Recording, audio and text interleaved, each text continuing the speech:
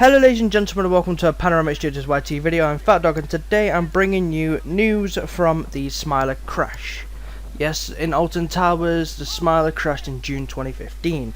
I'm reading this from the BBC website, so the link will be in the description below, and the footage on screen is from a friend. I've already asked him if I can use it, and he was like, yes, I give you permission.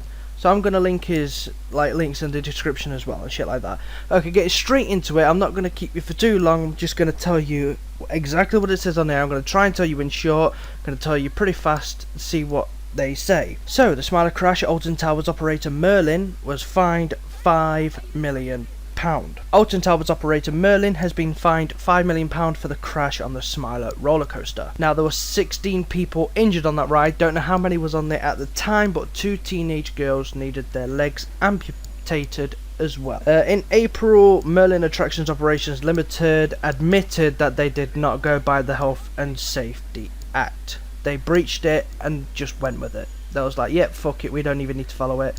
And now we get to this fucking shit that's happened today. The theme park originally said the accident was caused by a human error, but they were ruling it out, saying it's fucking impossible, it was the employer, not the individuals. And some of the victims said that the fine for the Smiler crash means absolutely bollocks. It says here, sentencing Judge Michael Chambers QC described the crash on the £18 million attraction as a catastrophic failure, and said human error was not the cause, as was suggested at first. Then it says here in quotation marks, this was a needless and avoidable accident in which those who were injured were lucky not to be killed, he said. So, the catalogue of errors, as it's classed here.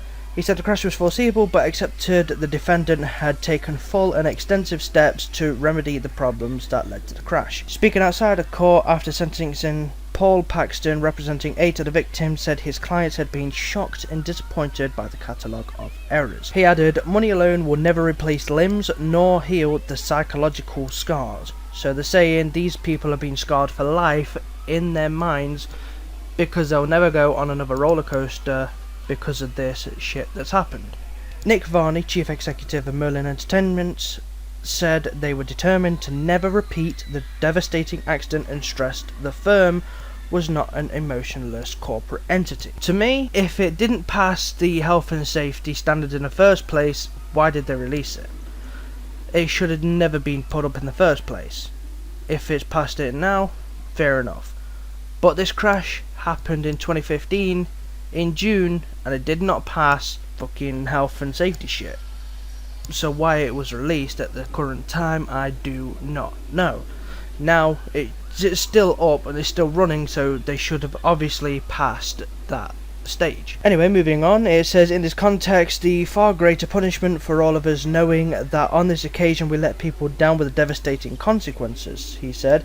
It is something we will never forget and is something we are utterly determined will never be repeated.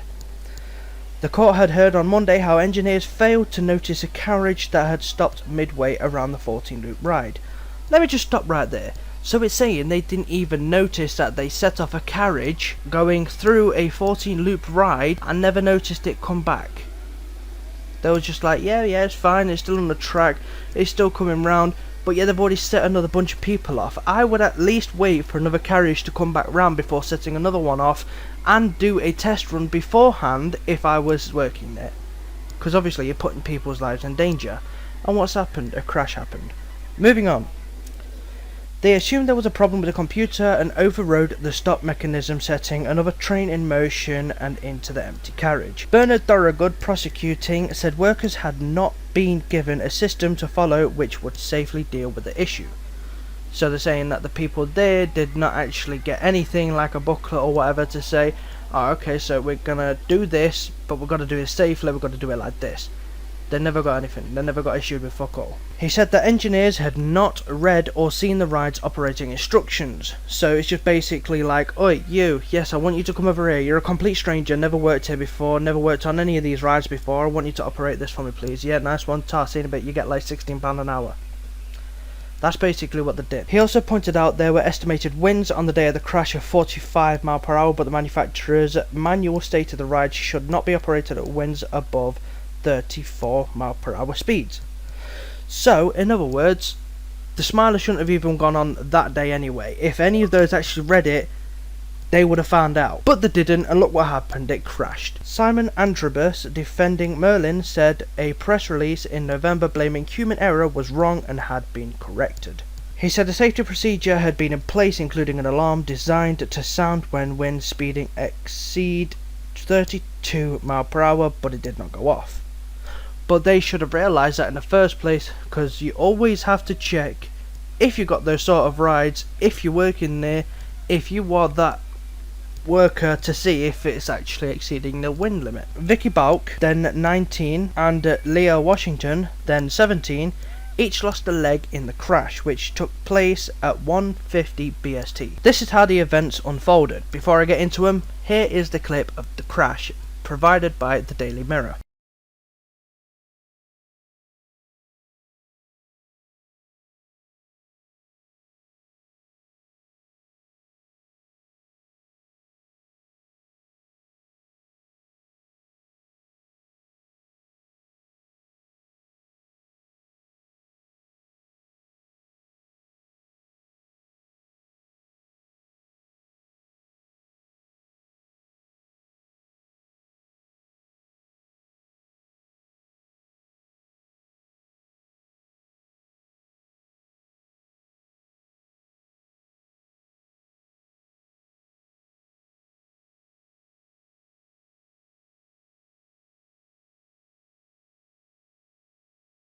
When the park opened on 2nd of June 2015, 4 trains were operating on the Smiler, a 5th was stored away. At 1 o'clock BST, one of the trains developed a problem. Technical staff were called. An engineer thought it was a good opportunity to maximise the capacity for riders with the 5th train because the park was busy. An empty test train was sent but failed. So let me stop right there. An empty test train was sent but failed. They didn't even think to stop it. They didn't even think to go, oh, we need to close this ride because it's going to fail with the people on it. They still proceeded. Carrying on with the list, engineers pushed the train until it engaged with the system and it went off. Another empty train was sent out. It got stuck too, but in a different place. Engineers were unaware of this, though everything was working fine, and handed the rider back over to operators. The train with 16 passengers on was sent out and stopped. The engineers looked but couldn't see the stalled car, though the computer was wrong and overrode the stop.